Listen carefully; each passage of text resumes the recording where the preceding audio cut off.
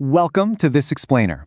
Okay, today we are talking about an absolutely massive evolutionary leap in artificial intelligence.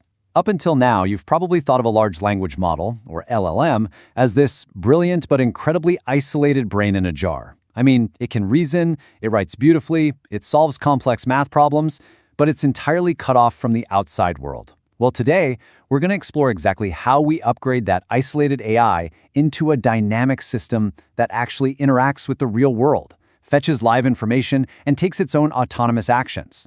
Imagine just asking your AI a super simple question. Who won the local election last week? If you're talking to a vanilla LLM, and yes, even a highly advanced one like OpenAI's GPT-5, it literally cannot answer this accurately on its own. Why? It's the knowledge cutoff problem.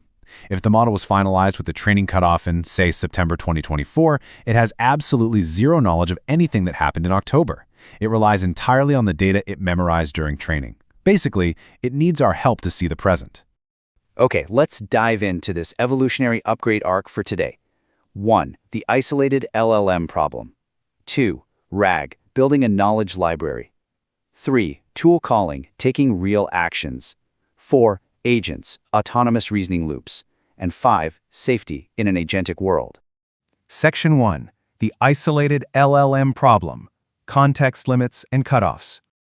Now you might be wondering, if the LLM doesn't know about the election, why not just copy and paste everything that happened recently right into the prompt? Well, models do have a finite context window. For GPT-5, it's about 400,000 tokens, which is roughly a few hundred pages of a book. But more importantly, if you just stuff a prompt with too much raw, unfiltered data, the model gets completely distracted. Researchers test this using what they call the needle in a haystack evaluation. If you bury just one relevant fact in an absolutely massive prompt, the LLM often gets confused and misses the needle entirely, especially if that fact is hidden near the beginning. Actually, scratch that, there's also the cost factor. Stuffing prompts gets expensive really fast, since you pay per token. We need a much more clever, dynamic approach to move from this isolated vanilla LLM to a connected agentic LLM. Section 2. RAG, building a knowledge library, giving the AI a search. RAG solves this whole knowledge cutoff problem by operating in 3 really distinct steps. First, we retrieve only the highly relevant documents from an external knowledge base. Second, we augment the user's prompt by quietly injecting that specific retrieved text into the background. And third, the LLM generates the final response using that newly provided context. It's literally like slipping the LLM a cheat sheet with the exact right answer right before it speaks. But how do we actually find that perfectly relevant cheat sheet among millions of documents? Well, first, we have to process our external knowledge base through a technique called chunking. We obviously can't search whole books at once, so we divide massive documents into smaller, manageable subsets, usually a few hundred tokens long. Then we use a specialized encoder model, something like sentence-BERT, to convert each chunk into an embedding. And an embedding is basically just a mathematical representation of what that text actually means.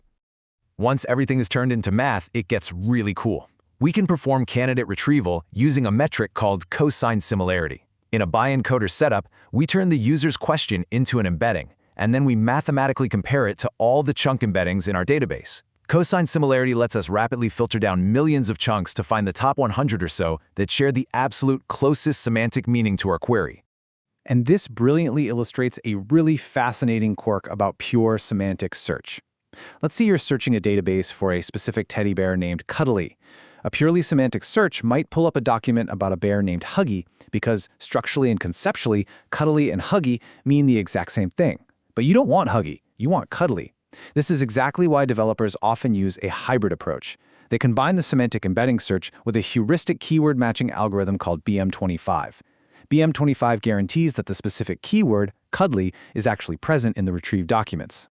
Now, what's super interesting is how developers figure out if this retrieval system is actually working. They use specialized evaluation metrics. NDCG is a big one. It basically gives you a higher score if you place the most relevant documents at the very top of the ranking. Then there's MRR, or mean reciprocal rank, which only cares about where the very first relevant document shows up. And then you have precision and recall at K, which measure the accuracy and completeness of your top results. This is how we make sure the LLM gets the exact facts it needs before generating an answer. Section 3. Tool calling, taking real actions. Okay, let's say you tell your AI, find a teddy bear near me. Reading a static document won't help here at all. The AI needs live, structured data. With tool calling, we define a specific function, say a Python API called find_teddybear that checks store inventory based on GPS coordinates. We inject the description of this tool directly into the LLM's prompt. The LLM never actually sees the messy backend code, it just sees the tool's description and the required inputs. The LLM acts as the brain, intelligently mapping your natural language query into the exact arguments needed to run that Python code. But here's the challenge. If every developer writes bespoke tool instructions for every single model out there, it becomes an unmaintainable mess. To fix this, the industry is moving towards standardization, like MCP, the Model Context Protocol introduced by Anthropic. MCP standardizes exactly how tools and external resources are exposed to AI models. So, if we wanted to connect our AI to a book provider server to recommend poetry to our favorite teddy bear, MCP provides the universal plug-and-play architecture to make that happen seamlessly, no matter what LLM host we're using. Section 4. Agents, Reasoning Loops, Autonomous Thinking. Let's consider a multi-step real-world problem. You tell your AI, my teddy bear is cold. A simple single tool call just can't fix this.